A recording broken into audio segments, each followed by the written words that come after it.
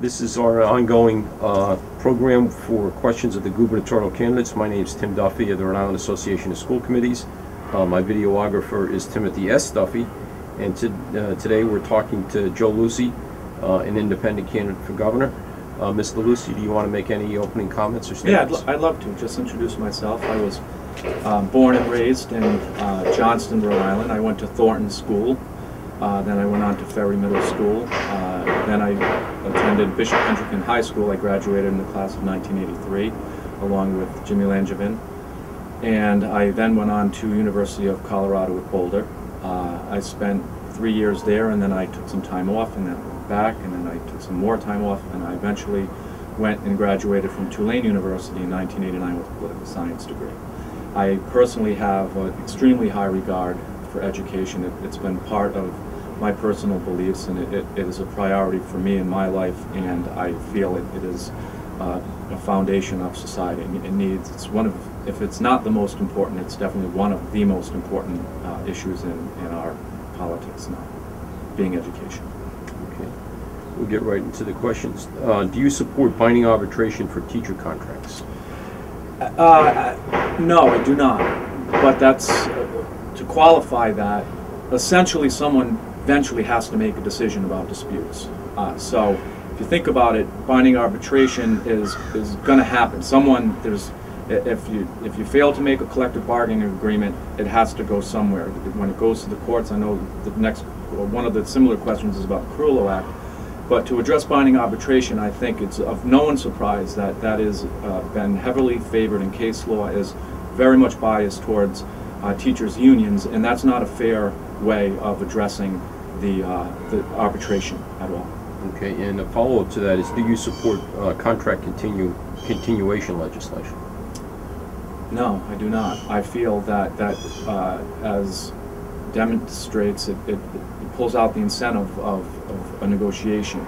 If the contracts can be continued, then there's really no real renegotiation. A true negotiation ought to start from scratch. In fiscal year 2012, which begins July 1st of 2011, the state will lose approximately $240 million in federal funding. At the same time, and in the same fiscal year, the state's education formula becomes operational, and the state is committed to increasing funding by 2.5% in that next fiscal year. Given the cut and the commitment to increase, do you think you can make the commitment to increase funding for education given the $240 million cut? Well, being a student myself, I learned very quickly about really the topics here in education have very little to do so far with education. We're really talking about money and funding. And a very large, important premise to my candidacy is to not depend on federal funds to the point that we are. I would not seek to solve our education problems by seeking further federal funding. I would certainly seek to end our problems with in-house solutions rather than seeking more federal funds. Later this fall, Rhode Island's 11th grade students will take their kneecap assessments in English and math. The results of those tests will account for 50% of their graduation requirements. Past performance on the tests indicate that thousands of students may not achieve a passing grade and could be at risk of not graduating. How would you address this situation? Kids have got to stay back. I mean, you know, once again, it's a little bit of a can of worms. I feel that if a child is at a particular aptitude, whatever grade that is, they might be 18, they may be 8. I feel that if people fail these standards, they need to repeat grades. Do you support mayoral control of schools? I don't think it's much of an issue. I know that's the case in Providence here. Everything else is elected by, you know, the population. I don't see it as a big issue. I think that fundamentally, since I do believe power is derived from the people, that I would favor school committees voted by the electorate. Would you repeal the Carullo Act?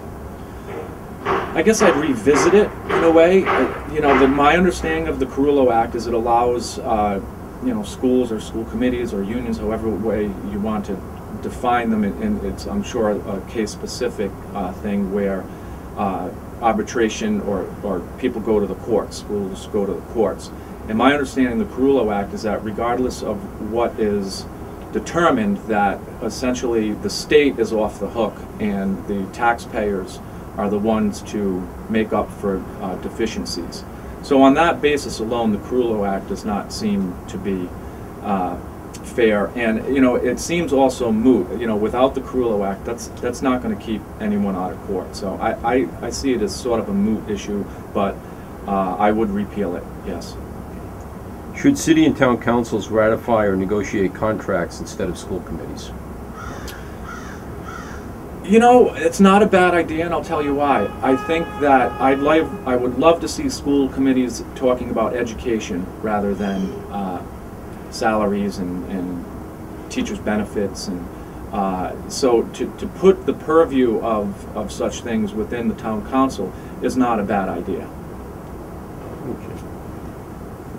In your opinion, what are the keys to improving classroom instruction? The keys are, I would say, extremely simplistic. Schools need to be for students and run by teachers. And a lot of influences in society today, including financial, schools tend to be for teachers by students. To me, it's upside down. I think we have some very fundamental, you know, problems with our education system. The solutions would be to have, it certainly can't be answered in 2 or 3 sentences. You know, smaller classes is a huge thing. I think some of the administrative issues, I know at Hope High School they have essentially half days on Wednesdays so they can plan for the second half of the day, and kids only have a half hour, and that half hour is usually spent towards a quiz.